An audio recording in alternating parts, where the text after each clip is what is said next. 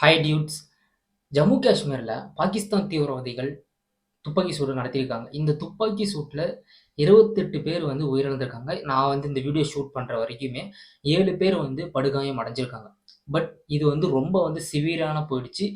பிரதமர் மோடி இருக்கார்ல, ஸோ அவரே வந்து கோவப்பட்டு இந்த தாக்குதல வந்து யார் நடத்துனாங்களோ, அவங்கள கண்டிப்பா கடுமையா தண்டிப்பேன். கண்டிப்பா நம்ம இந்திய நாட்டு அரசு, ராணுவம் வந்து கண்டிப்பா பதிலடி குடுக்கும்ன்னு சொல்ட்டு பிரதமர் மோடியே வந்து சொல்லியிருக்காங்க.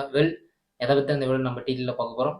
ஆக்சுவலா இப்ப வந்து சம்மர் டைம் ஆரம்பிச்சுருச்சுங்க. ஸோ சம்மர் டைம்ல வந்து நெறைய பேர் வந்து எங்க போவாங்கன்னு கேட்டீங்கன்னா, கண்டிப்பா வந்து சுற்றுலா தலத்துக்கு போவாங்க. அது அடிக்கிற வெயிலுக்கு வந்து நம்ம வந்து குளு குளுன்னு இருக்குன்னு சொல்லிட்டு சுற்றுலா தலத்துக்கு போவாங்க. அப்படி வந்து நம்ம இந்திய நாட்டுல இருந்து, அதுக்கப்புறம் வந்து வெளிநாட்டுல இருந்து கூட சுற்றுலா பயணிகள் போற ஒரே ஸ்பேஸ், ஒரே இடம் வந்து என்னன்னு கேட்டீங்கன்னா, ஜம்மு காஷ்மீர். அதாவது இந்த பைக்ல வந்து லடாக்லாம் போவாங்கன்னு சொல்றாங்க. லடாக்க தாண்டி ஜம்மு காஷ்மீர் வந்து ஒரு 50 கிலோமீட்டர் தாண்டி தான் போணும். ஜம்மு காஷ்மீர்ல ஒரு பகுதியில வந்து நேற்று மதிய வாக்குல வந்து எல்லாரும் வந்து சுற்றுலா பயணிகள் வந்து போயிட்டு இருந்திருக்காங்க. திடீர்னு வந்து துப்பாக்கி சுடுற சத்தம் வந்து இந்த சைடு இருந்து வந்துட்டு இருக்குங்க.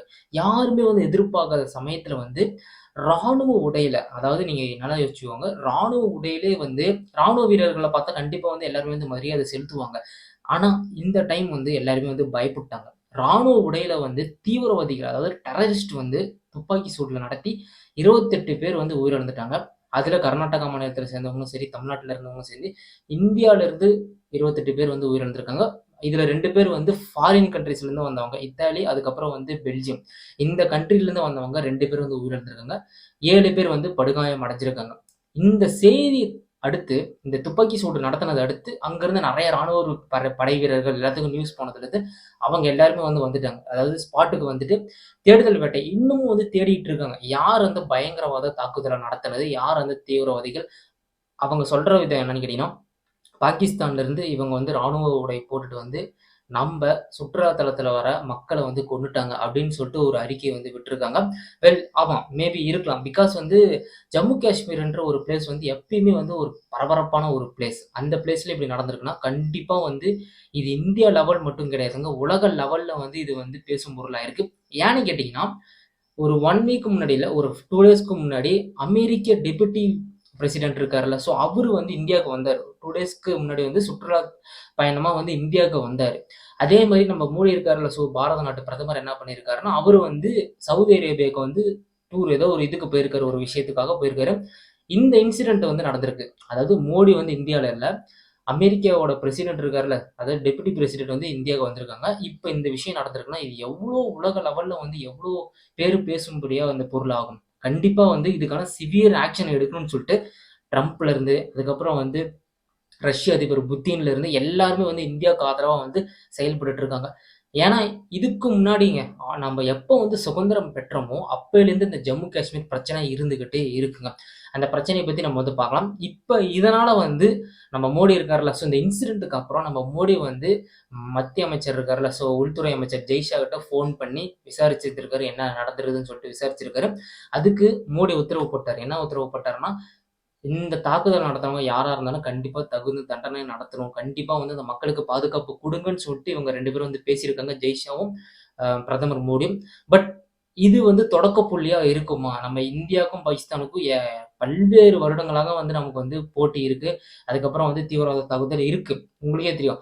மும்பை வந்து தாஜ் ஹோட்டல் அட்டாக் பண்ணது யாரு? பாகிஸ்தான் தீவிரவாதிகள். அவங்கள வந்து புடிச்சதுக்கப்புறம் வந்து அவங்கள சுட்டுக் கொன்னுட்டாங்க.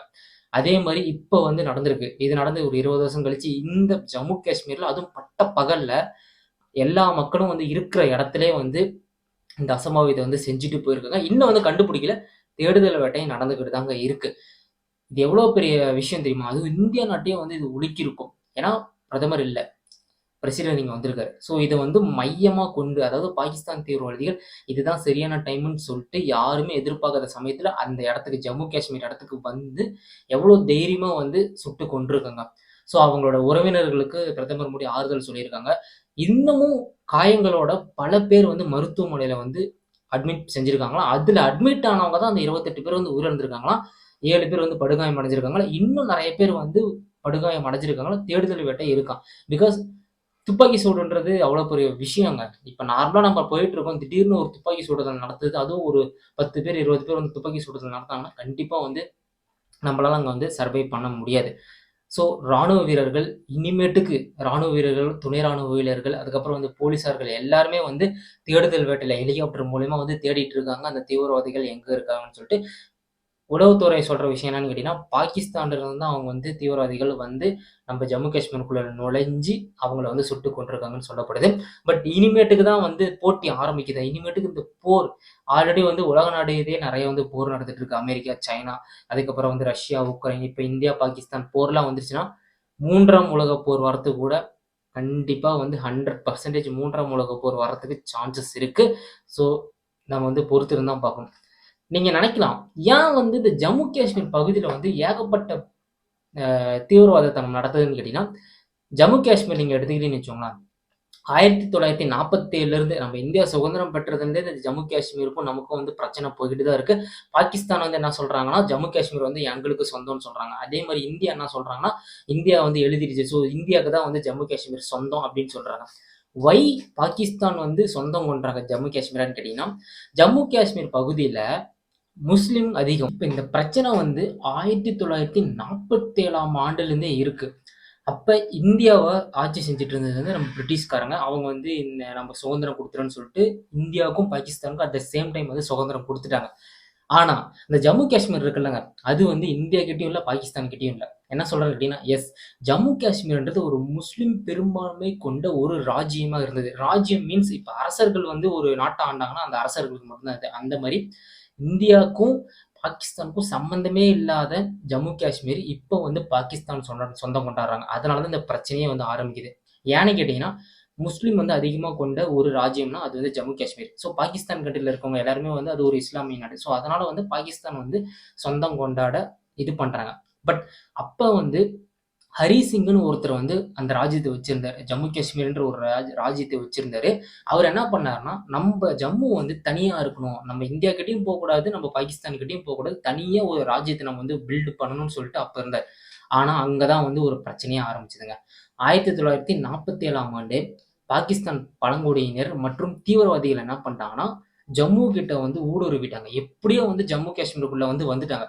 வந்ததுக்கப்புறம் நம்ம ஹரி சிங் என்ன பண்றதுன்னே தெரியாம அப்படி குழம்பிட்டு இருந்தவருக்கு ஒரு ஐடியா கிடைச்சிருக்கு. இனிமேட்டுக்கு வந்து நம்ம மக்களுக்கு தான் நம்ம வந்து இது பண்ணணும். நம்ம ராஜ்யத்த உருவாக்க முடியாதுன்னு சொல்லி, நம்ம இந்தியா கிட்ட வந்து அவர் வந்து ஆதரவு கேட்டிருக்காரு. அப்படி ஆதரவு கேட்டதுக்கு அப்ப வந்து ஒரு அக்ரீமெண்ட் போட்டிருக்காங்க. இந்தியாவுக்கும், ஜம்முக்கும் ஒரு அக்ரீமெண்ட் அப்பதான் வந்து கையெழுத்திடப்பட்டது. ஹரி சிங்கும் அவரும் வந்து கையெழுத்திட்டிருக்காங்க. அந்த அக்ரீமென்ட்க்கு பேரு வந்து இன்ஸ்ட்ருமென்டேஷன் ஆஃப் அசெஷன் அப்படின்னு சொல்லிட்டு ஒரு அக்ரீமெண்ட் ஒப்பந்தத்துல கையெழுத்தினதுக்கு அப்புறம் தான் ஜம்மு காஷ்மீர் இந்தியால இணைக்கப்பட்டது. அதுவரையுமே வந்து ஜம்மு காஷ்மீர் வந்து இந்தியாவுக்கும் சொந்தம் இல்ல, பாகிஸ்தானுக்கும் சொந்தம் இல்ல. இதுதான் வந்து முதல் போருக்கான ஒரு முற்றுப்புள்ளி, ஒரு ஆரம்ப புள்ளின்னு வச்சுக்கலாம். அதுக்கப்புறம் வந்து யுஎன் நடுநிலை வரி லைன் ஆஃப் கண்ட்ரோல்ன்னு சொல்லிட்டு ஒரு பகுதியில வந்து, ஒரு பக்கம் வந்து இந்தியாவும், ஒரு பக்கம் வந்து பாகிஸ்தானும் வந்து அப்பதான் வந்து பிரிச்சாங்க. எப்பன்னா 1949ஆம் ஆண்டு. அதுதான் வந்து இன்றைய லைன் ஆஃப் கண்ட்ரோல்ல இருக்கு. இப்ப நீங்க பாகிஸ்தான் அதாவது இந்தியா ஜம்மு காஷ்மீர் பக்கத்துல போனீங்கன்னா, இந்த லைன் ஆஃப் கண்ட்ரோல்னு ஒரு பகுதி இருக்கு. இங்க பல லட்சக்கணக்குல இந்திய ராணுவர்களும் மற்றும் வந்து பாகிஸ்தான் ராணுவங்களும் எப்பயுமே வந்து ரோந்து பணியிலே இருப்பாங்க. எப்ப வேணாலும் அசம்பாவிதம் ஏற்படும்.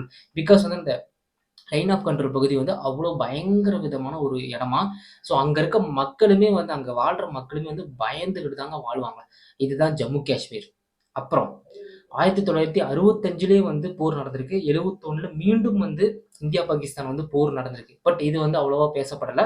அதுக்கப்புறம் மெயினா நடந்தது என்னன்னு கேட்டீங்கன்னா, 1999ல கர்கில் போர். நீங்க வந்து கேள்விப்பட்டிருப்பீங்க. வாகா எல்லையில ஐ திங்க் இது வந்து நடந்ததுன்னு நெனைக்கிறேன். இது வந்து பாகிஸ்தான் படை முறையாக, அதாவது முறையாக காஷ்மீர் எல்லையில் ஊடுருவியது. பாகிஸ்தான் படர்கள் அது ஃபுல்லாவே வந்து உள்ள வந்துட்டாங்க. ஸோ அதுக்கப்புறம் வந்து அது வந்து மிகப்பெரிய போரா மாறிடுச்சு. அதுக்கப்புறம் 2019ல வந்து 370 லா படி ஜம்மு காஷ்மீருக்கு வந்து சிறப்பு அந்தஸ்தை நீக்கியது. இதுக்கப்புறம் வந்து பல பிரச்சனை வந்தது. இதுதாங்க பிரச்சனை. ஸோ பேசிக்கா சொல்லணும்னா, இதுதான் வந்து பிரச்சனை. அவர் என்ன பண்ணாரு, ஹரி சிங் வந்து நம்ம வந்து இதுக்கும் போகக்கூடாது, இதுக்கும் போகக்கூடாதுன்னு சொன்னாங்க. பட் பாகிஸ்தான் உள்ள வந்துட்டாங்க. இந்தியா வந்து ஒரு ஒரு அக்ரஷன்ஸ் ஒரு கையெழுத்திட்டாங்க. அதாவது ஒரு அக்ரீமெண்ட் போட்டாங்க. அந்த அக்ரீமெண்ட் மூலியமா வந்து எங்க வந்தது, ஜம்மு காஷ்மீர் இந்தியால இணைக்கப்பட்டது. இப்ப அந்த ஜம்மு காஷ்மீர் வந்து எங்களுக்கு வேணும்னு சொல்லிட்டு தான் பாகிஸ்தான் அப்பயிலேருந்தே ஜம்மு காஷ்மீர் வந்து எங்களுக்கு வேணும், வேணும்னு சொல்லிட்டு தான் வந்து பாகிஸ்தான் வந்து தீவிரவாதத்தனத்த வந்து நம்ம நாட்டுல வந்து புகுத்திட்டு இருக்காங்க. இப்ப 1999ஆம் ஆண்டு கழித்து 2025ல இட்ஸ் பீன் 26 இயர்ஸ் வந்து கழிச்சு திரும்ப வந்து பாகிஸ்தான் படையினர் வந்து நம்ம இந்தியாக்குள்ள வந்து ஜம்மு காஷ்மீர்ன்ற ஒரு பகுதியில வந்து 28 பேத்த வந்து சுட்டு கொன்றுருக்காங்க. இதுதான் வந்து பரபரப்பா இருக்கு. இந்தியா முழுவதும் வந்து இது வந்து பரபரப்பா வந்து பேசப்படுது. இதுக்கெல்லாம் அஸ்திவாரம் போட்டது என்னன்னு கேட்டீங்கன்னா, 1947 நம்ம சுதந்திரம் கிடைச்சதுக்கு அப்புறம் தான். பட் இது எவ்வளோ தூரத்துக்கு நம்ம போவோம்னு நம்ம சொல்ல முடியாது. பிகாஸ் வந்து பல்வேறு நாட்டிலேருந்து இந்தியாவுக்கு ஆதரவா இருக்கு. அமெரிக்கா, ரஷ்யா எல்லாருமே வந்து இந்தியாவுக்கு ஆதரவா இருக்கு. இது வந்து ஆரம்ப புள்ளியா இருக்குமா? இதுக்கப்புறம் வந்து இந்தியாவுக்கும், பாகிஸ்தானுக்கும் மீண்டும் வந்து போர் நடத்தக்கூடிய அளவு கூட சான்சஸ் இருக்கு. இதனால தான் வந்து ஜம்மு காஷ்மீர் பகுதி நம்ம போனாலே வந்து சேஃபஸ்ட் பகுதியில நம்ம சொல்லப்படுது.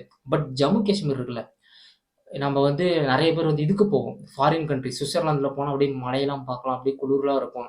பட் ஜம்மு காஷ்மீர் வந்து ஒன் ஆஃப் த பியூட்டிஃபுல் சிட்டிங்க. நம்ம வந்து இந்த தீவிரவாதத்தலாம் எடுத்துட்டோம்னு வச்சுக்கோங்களேன், Jammu Kashmir one of the beautiful city in India. நீங்க வந்து வேற எந்த இடத்துக்கு போனாலும் ஜம்மு காஷ்மீருக்கு போன அளவுக்கு வராது. அந்த அளவுக்கு வந்து ஜம்மு காஷ்மீர்ல அவ்வளோ அழகான பிளேஸஸ்லாம் இருக்கு. இன்னமும் அங்க இருக்க மக்கள் வந்து பாதி பேர் சேஃபா இருக்காங்க. பாதி பேத்துக்கு எல்லா விதமான அந்தஸ்துமே இருக்கு. பட் ஒரு சில இடத்துல வந்து மக்கள் பயந்துட்டு இருக்காங்க. ஒரு சில இடத்துல வந்து இந்தியாவால வந்து அவங்களுக்கு வந்து அந்தஸ்து குடுக்க முடியாத இடத்துல பகுதிலாம் இருக்காங்க. அதுதான் வந்து பயங்கரவாத பகுதிகள்னு சொல்லுவாங்கல்ல ஜம்மு காஷ்மீர்ல. அதனால தான் வந்து நெறைய ஷூட்டிங்ஸ் கூட ஜம்மு காஷ்மீர்ல அவ்வளவா எடுக்க மாட்டாங்க. இப்ப லியோ ஷூட்டிங் கூட ஜம்மு காஷ்மீர்ல எடுத்திருக்காங்க. பட் அதுல வந்து நெறைய போலீஸ் இதெல்லாம் எடுத்து அதுக்கப்புறம் தான் வந்து ஷூட்டிங் எடுத்தாங்க. அதுக்கப்புறம் அமரன் படம் இருக்குல்ல. ஸோ அதுவும் வந்து கமலஹாசனுடைய உதவியோட தான் வந்து அவர் இல்லன்னு வச்சுக்கோங்களேன். அங்க அமரன் படம் வந்து அங்க மேக்ஸிமம் வந்து ஷூட்டிங் எடுக்க முடியாது. பட் ஃபுல்லா எடுக்கல. அமரன் படம் மேக்ஸிமம் வந்து ஃபுல்லா எடுக்கலன்னு நெனைக்கிறேன் ஜம்மு காஷ்மீர்ல. But Jammu Kashmir one of the safest சிட்டின்னு சொல்ல முடியாது. பயங்கரவாத தாக்குதல் அடிக்கடி நடக்கிற ஒரு சிட்டி. அதனால தான் வந்து ஜம்மு காஷ்மீர வந்து யூனியன் பிரதேசமாவே வச்சிருக்காங்க. இந்தியாக்குள்ள வந்து சேர்த்துருக்காங்க. பட் அது தனி வந்து யூனியன் பிரதேசம். எப்படி பாண்டிச்சேரி இருக்கோ, அந்த மாரி ஜம்மு காஷ்மீர்ன்றது ஒரு யூனியன் பிரதேசம். ஸோ, இனிமேட்டுக்கு தான் வந்து ஆட்டம் ஆரம்பிக்க போது. ஸோ, இந்திய ராணுவம் வந்து எதுவுமே பண்ணல. அவங்க வந்து சுட்டு கொண்டு போனதுக்கப்புறம் வந்து இந்திய ராணுவம் தேடுனாங்க. பட் வந்து கிடைக்கல. ஒன்ஸ் கிடைச்சிட்டாங்கன்னா, கண்டிப்பா வந்து யுத்தம் ஆரம்பிக்க போது. இந்தியாவுக்கும், பாகிஸ்தானுக்கும் மீண்டும் யுத்தம் ஆரம்பிக்க போகிறதா? நீங்க என்ன பண்றீங்க? கீழ கமெண்ட் செக்ஷன்ல கமெண்ட் பண்ணுங்க. வீடியோ நெறைய பேத்துக்கு நீங்க ஷேர் பண்ணுங்க. நெறைய பேத்துக்கு இந்த நியூஸ் வந்து இதாகாம இருக்கு. பட் எல்லாரும் வந்து எச்சரிக்கையோட இருங்க. எப்படி வேணாலும் எது வேணாலும் நடக்கலாம். So be safe. அடுத்த ஒரு வீடியோல பார்க்கலாம். அதுவரையும் லெட்ஸ் சில்.